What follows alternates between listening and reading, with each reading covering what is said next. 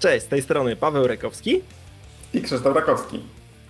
Witajcie w kolejnym shorcie, gdzie dzisiaj zastanowimy się nad tym, czy nie mamy wszystkiego trochę za dużo. Bo Krzychu, jak to jest, nie? Mamy dużo procesów, aplikacji, wszystkiego. Co z tym robić? Za dużo. Jak się czyta właśnie literaturę, zwłaszcza zagraniczną, to jest takie określenie trim the fat, takie zaklęcie wręcz, żeby, tłumacząc na polski, ścinać ten tłuszczyk, pozbywać się tłuszczyku, pozbywać się tego, co jest niepotrzebne.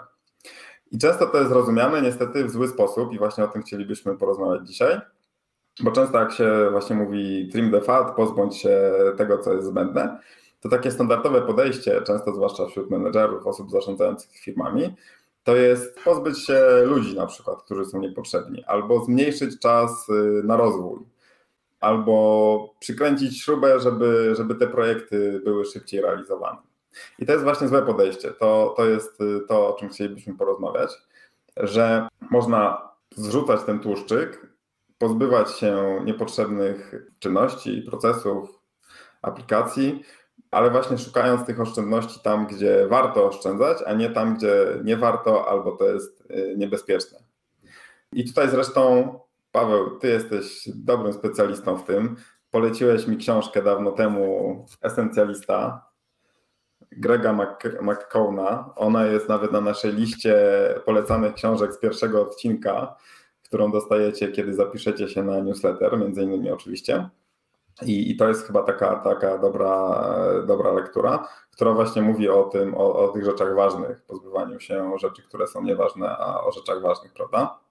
Zdecydowanie to jest najważniejsza, dosłownie, ja bym nazwał to w całej swojej bibliotece rzeczy przeczytanych, to jest zdecydowanie najważniejsza książka, którą każdy z was po prostu musi przeczytać.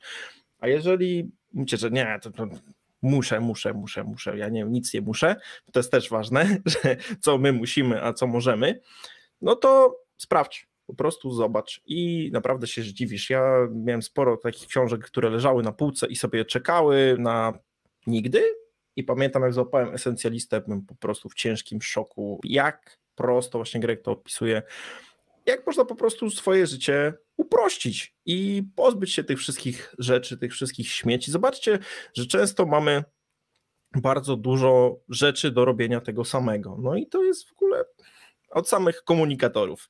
To jest w ogóle piękne, bo my swojego czasu używaliśmy Teamsów, HipChata, jeszcze kilku innych komunikatorów. Pamiętam, że ich było chyba z 5.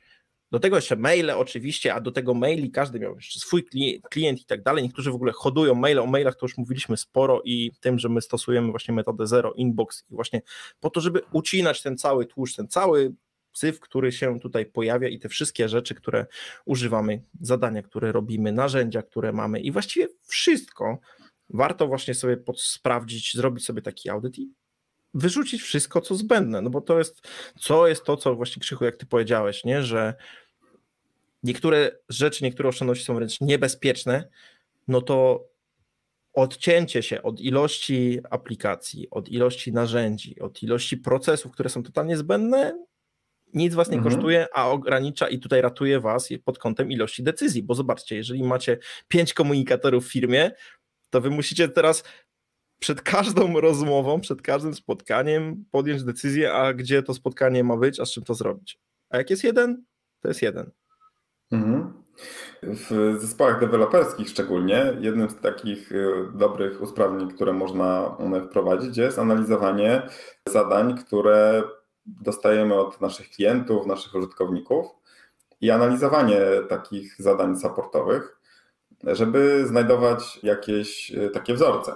Jeżeli się okazuje, że na przykład deweloperzy dostają to samo zlecenie kilka razy w tygodniu, no to już można bardzo łatwo się zorientować, obliczyć wręcz, czy nie zyskamy tutaj czasu i pieniędzy, jeżeli napiszemy jakiś automat, który będzie to robił za deweloperów.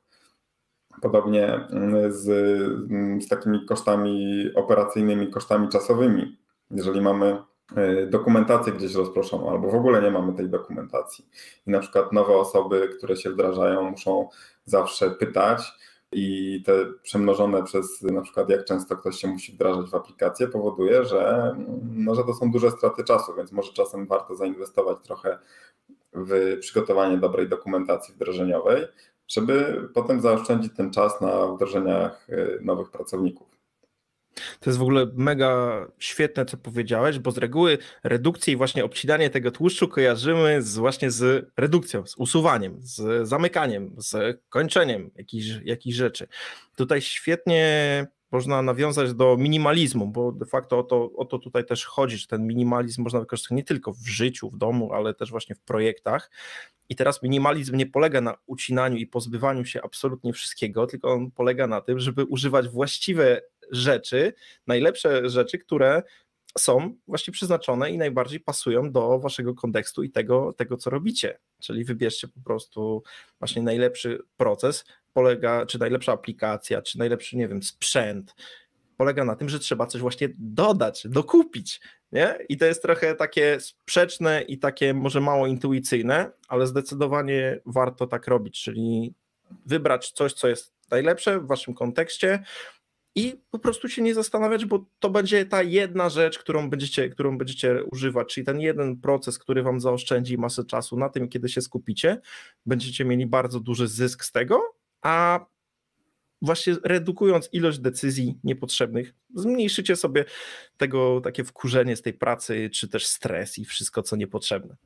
Podsumowując, do czego zachęcamy, to żeby właśnie obcinać ten tłuszcz, pozbywać się niepotrzebnych rzeczy, ale robić to mądrze, czyli nie pozbywać się ludzi, nie pozbywać się czasu na rozwój, nie pozbywać się czegoś, co jest wartościowe, tylko pozbywać się faktycznie tych czynności, nawyków, procesów, aplikacji, które są niepotrzebne, które można zoptymalizować, bo to będzie wartościowe zarówno dla ciebie, dla twojego zespołu, dla twojej firmy. I to właśnie rekomendujemy. To jest, mniej znaczy lepiej, o ile jest wybrane dobrze i tego się trzymajcie i pamiętajcie, to jest książka, którą zdecydowanie warto przeczytać. Tak jest. Także widzimy się w następny wtorek, zapisujcie się do newslettera i trzymajcie się. Cześć! Cześć!